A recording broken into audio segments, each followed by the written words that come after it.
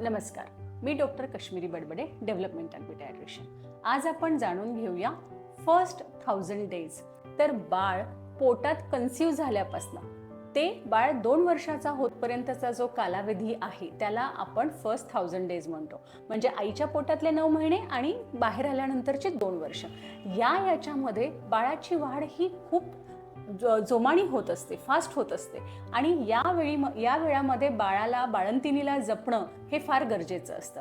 यासाठी एक फर्स्ट 1000 डेजमध्ये आपण बाळाच्या डेव्हलपमेंटबद्दल विचार करत असतो. त्यासाठी आईला छान असं एन्व्हायरमेंट मिळायला पाहिजे. बाळ झाल्यानंतर बाळाला सुद्धा चांगलं वातावरण मिळायला पाहिजे. त्याला स्टिम्युलेशन, आईला चालना, मोटिवेशन आपण द्यायला पाहिजे की सगळं तू छान कर.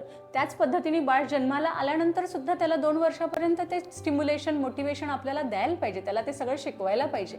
त्याचबरोबर येतं न्यूट्रिशन. आईचा आहार हा सकस पाहिजे. आपण सगळंच बोलतो. बऱ्याच गव्हर्नमेंटच्या सुविधा सुद्धा आहे, जननी सुरक्षा योजना वगैरे आहेत.